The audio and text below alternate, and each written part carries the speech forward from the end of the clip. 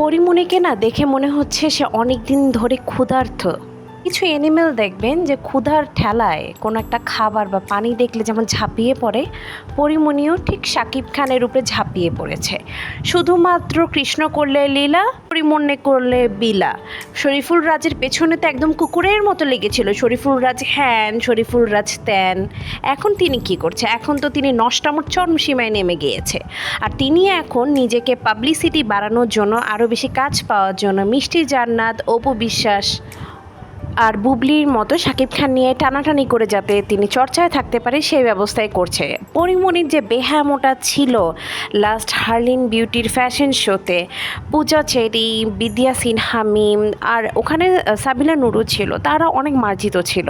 কিন্তু পরীমনি এমনভাবে শাকিব খানকে জড়িয়ে ধরেছিল, আমার তো মনে হয় শাকিব খান নিজেই ইতস্ততা বোধ করছিল।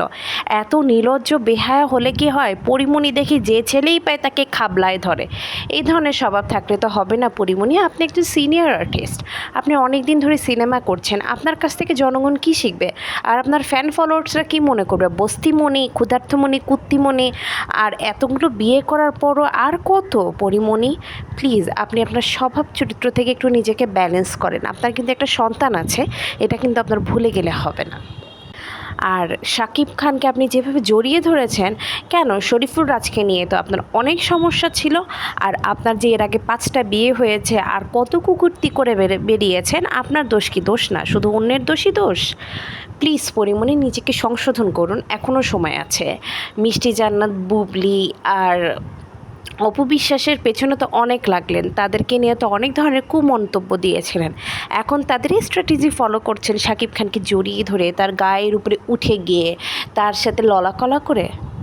এর মধ্যে সামনে কিছু ছবি নামছে পরীমনি, তিনি কলকাতায় গিয়েও অ্যাক্টিং করেছে সোহমের বিপরীতে, এবং আরও কিছু কাজ আসছে তার বাংলাদেশ এবং ইন্ডিয়া মিলে। পরীমনির হাতে অবশ্য অনেকগুলো কাজ আছে। হার্লিন বিউটি, লিলি লিপস্টিকের ব্র্যান্ড অ্যাম্বাসিডার পরীমনি।